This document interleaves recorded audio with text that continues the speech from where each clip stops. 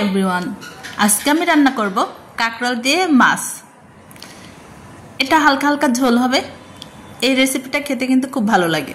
কাঁকরোল আমি চচ্চড়ি করি, মাছ দিয়ে ঝোল করি, কখনো ভাজি করি, কখনো ভর্তা। চলে যাই মূল রেসিপিতে। প্রথমে আমি এখানে সরিষার তেল ইউজ করেছি, এটা অপশনাল, আপনারা যে কোনো তেল ইউজ করতে পারেন।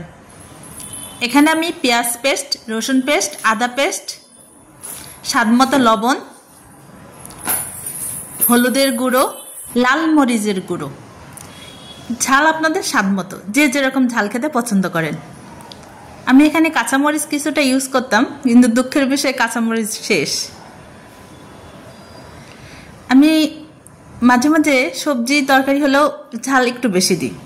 একটু কড়া ঝালের তরকারি খেতে কিন্তু ভালো লাগে, বিশেষ করে মাছের তরকারি। এখানে আমি ধনিয়ার গুঁড়ো আর জিরার গুঁড়ো দিয়ে দিলাম।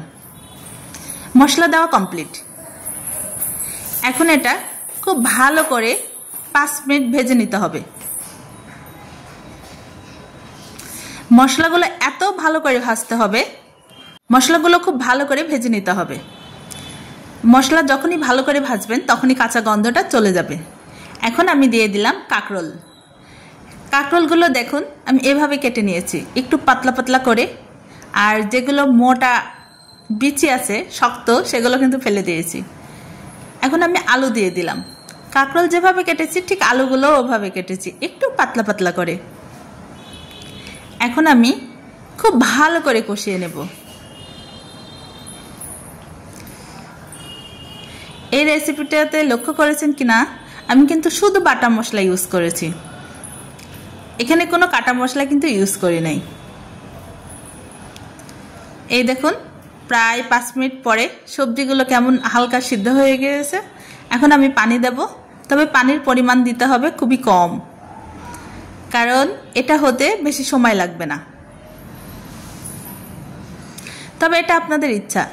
এই রেসিপিটা কিন্তু চচ্চড়ি করলেও ভালো লাগে। আমি একটু হালকা গায়ে গায়ে ঝোল করতে চাই।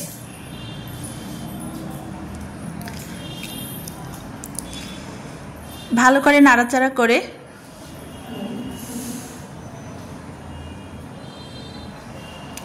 এখন আমি কিছুটা অপেক্ষা করব।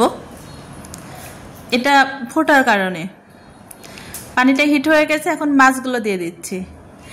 এটা বাটা মাছ, আমার অঞ্চলে বলে, কোন অঞ্চলে কি নাম অবশ্যই কমেন্ট করে জানাবেন। মাছটা আমি ভেজে নিয়েছি। এই রেসিপিতে অবশ্যই মাছ ভেজে নিতে হবে। এই দেখুন প্রায় 10 মিনিটের জন্য রেখে দিয়েছিলাম ঢাকনা দিয়ে। রান্না কমপ্লিট। ওকে, ভালো থাকবেন, দেখা হবে নতুন কোনো রেসিপি।